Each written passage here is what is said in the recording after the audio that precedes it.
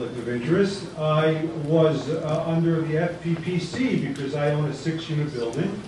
I have very happy tenants.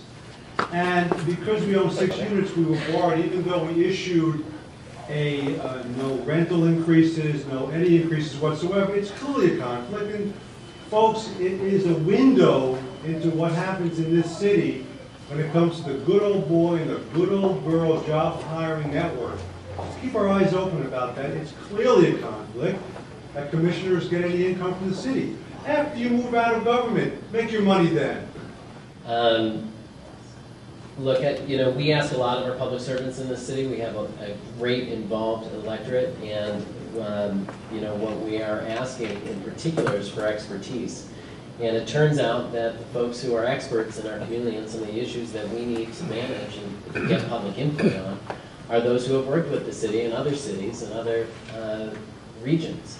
And this is no different. I think that we would have some empty chairs and a less well-managed city if we didn't go to the absolute experts. Well, the conflict of interest laws are very strict, and I mean, to say that somebody who does business with the city, perhaps as an architect, shouldn't be allowed to sit on the architectural review board would also lead to the conclusion that Bob Kronovich, who owns apartments in Santa Monica, shouldn't be allowed to sit on the rent control board. But he is, and so my point is that I think that we should enforce the conflict of interest rules we have. I think our city attorney does a very good job of making sure when there is a legal conflict of interest that people recuse themselves. That certainly happened many times when I was on Planning Commission and has happened since I've been on the City Council. I think it's a conflict. And when I get the time, I'm going to do a public record act. I want to see who has these contracts and who's served on commissions. We've seen in the papers, the LA Times, the scandals with Bell and Vernon Commons and other cities. I just think it smells of impropriety, and in conflict law, you can't have any appearance of impropriety. And I think one of the things in being a public servant, serving on a commission, is accepting that you're not going to contract with the city. Has a lot of small businesses, a lot of shops. I've taken my cars to be repaired there. And I want to see those preserved, those small businesses preserved. And I feel they're very threatened by the loose with all the plans to develop Lincoln Boulevard and put in mixed-use buildings with apartments on the top. They're not going to let an auto repair be at the bottom of an apartments. So I don't consider it a blight. I think it's something that should be treasured. There could be more trees planted along Lincoln Boulevard. That would add to the attractiveness of it. But I'm trying to preserve our boulevards from the destruction of those businesses along there as planned in present moves. Well, folks, you realize that Lincoln Boulevard is part of our Great One, and it goes all the way up Northern California down to San Francisco. So it's an opportunity for Santa Monica to move into a development of more of a possible tourism base, possible some bike lanes that we've been discussing for a long time.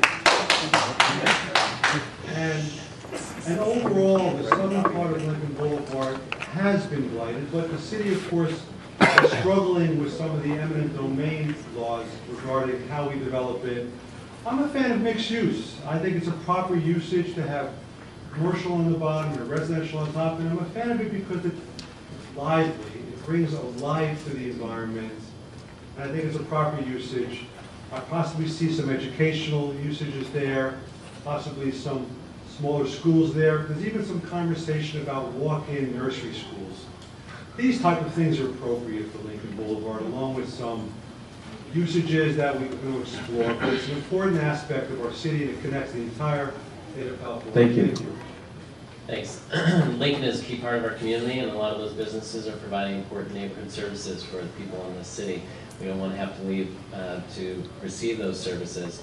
But Lincoln is a street that could use some better planning. We need, I think, some bus-dedicated lanes, dedicated bus lanes down Lincoln for the big blue bus to help the buses move faster. That'll help small businesses because that'll get more people there. The bus will carry more people in cars, so you can do the math on it. We need better bike safety. And we need better planning for green streets that cut across Lincoln, because what Lincoln does is it cuts off two of our vital neighborhoods from one another, and it's a dangerous street for crossing.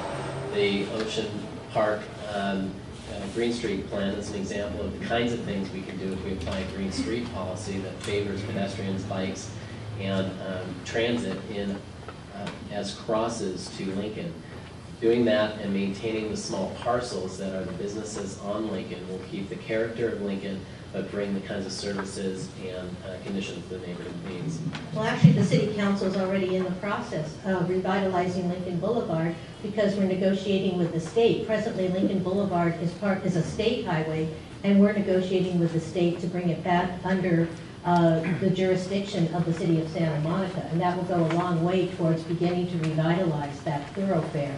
I also think what's really important is that the LUS provides that Lincoln Boulevard should retain a lot of its neighborhood-serving character, which includes, for example, the auto repair places that Susan was speaking about. But it also suggests that some of the parcels, where available, should be redeveloped to provide more neighborhood-serving businesses. I think that's what's really key, is that Lincoln continue to be a source of services and products for both Ocean Park and Sunset Park.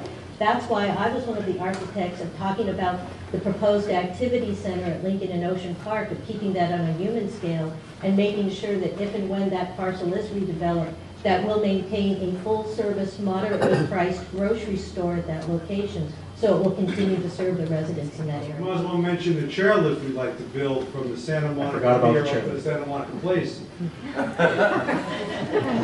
Folks, you might as well understand what we're running for. We're running for basic municipal government officials. I am a fan of tourism. I want you to get it from the horse's mouth.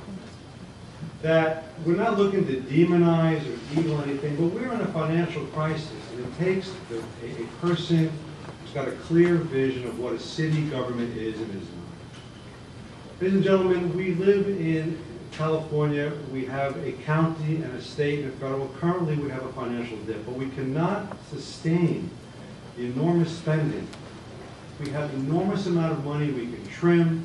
I assure you that we're going to be compassionate, but we need to put our priorities straight. If you elect Cronenberg for city council, I'm sorry, campaigning a lot, we will work together and ensure that we are a just, fair city. Why did you raise heights in the Bergamot sort of area over there, our old industrial sector, and that was proposed by some of the chamber folks, some architects, but was strongly opposed by a lot of residents and members of staff. Can you explain your decision there? Sure. I want to make it clear that what we did was allow 5 feet of additional height on the ground floor only. Does not allow for buildings to have more stories.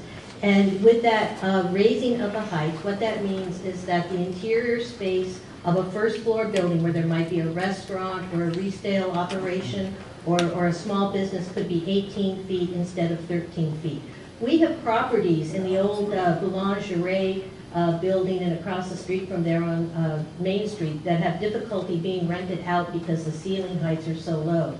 So what I did was propose that we would have 5 feet on the first floor only, and when the architects or the planners or the developers take advantage of that 5 feet, what they have to do is give back a corresponding amount of floor to area ratio or density. So actually, while the height may be higher, there'll be less traffic, fewer people on the property, and more opportunity actually for ground floor open space and parks on the developments. Thank you. So the RIF measure team that I co-chaired the campaign against, as I mentioned, I felt that it was lacking in some key areas in the way it was drafted. It didn't involve everyone in our community in the drafting, and it set unrealistically low limits.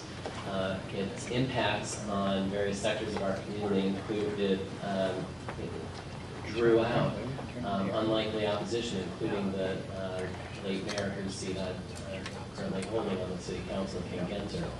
And it's those impacts that engaged me on the issue. The question about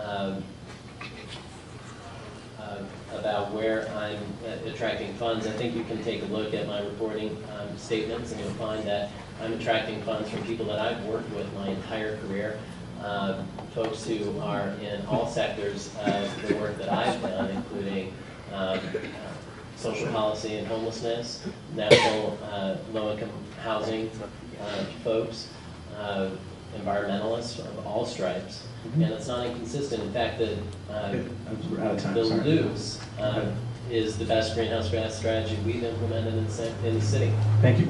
Well, what I would be able to do, these measures that Terry's talking about with the loose, the height lost by 1 vote. I would be able to join with that minority and work with them to make that minority the majority so we could put some control on the growth, the height, and the density. I could join with them, and they lost on those issues by 1 vote, and my presence on the council could change that and bring a dramatic difference to what's happening in San Juan. So 1 vote can make a difference. You better believe it. Great. You know, we had this issue come up early this year, and we heard from members of the community in Ocean Park who were dealing with a short-term rental, that it was a very serious concern in changing the character of their neighborhood. I stood against that, and I would continue to. That said, what we don't want to do is to overreact. We don't want to put ourselves in a position where you would have trouble swapping out your home for a brief trip so that you can go on a vacation with your family. That informal market ought to be available to you, but certainly not running a business out of the home that is meant to be a neighborhood. Well, I'm a supporter that if we're going to have laws on the books, we ought to enforce them. That's why I supported enforcement of the leaf blower ordinance, which we've had on the books for over a decade, but until recently hasn't been enforced very well. It's also important that we enforce that ordinance because people who are advertising their homes on Craigslist, for example, are not paying us transient occupancy tax, and we need to be able to collect all the revenues to which we're duly and legally entitled.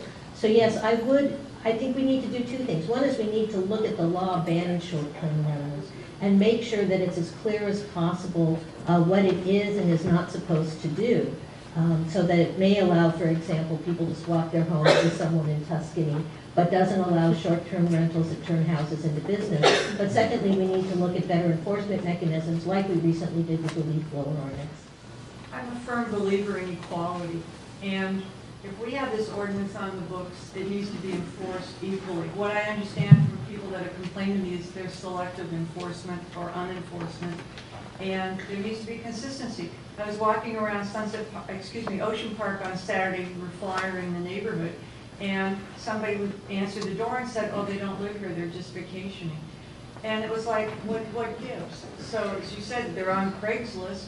It doesn't seem like it takes rocket science to figure out who is violating this ordinance. So why not, if you're going to have the ordinance, decide you're going to have it, and if you're going to have it, then enforce it equally. As you folks should be aware of it, that I'm a private property advocate, but simultaneously with that, short-term rentals, I've been told, can lead to loud noises, parties, and folks who come into the community for a good time. I'm all for that, but there are locations for good times. We have a lot of hotels. But it's a very troubling aspect and a tough question to come up with a sweeping answer to ban all short-term rentals. I have to agree with Mr. O'Day on this one. That if a family wishes to rent their house out or swap their house, that's fine. If they want to rent it to a road crew that's working with Steely Dan, that's a problem. Maybe I'm a little old for that. Is Steely Dan still touring? That's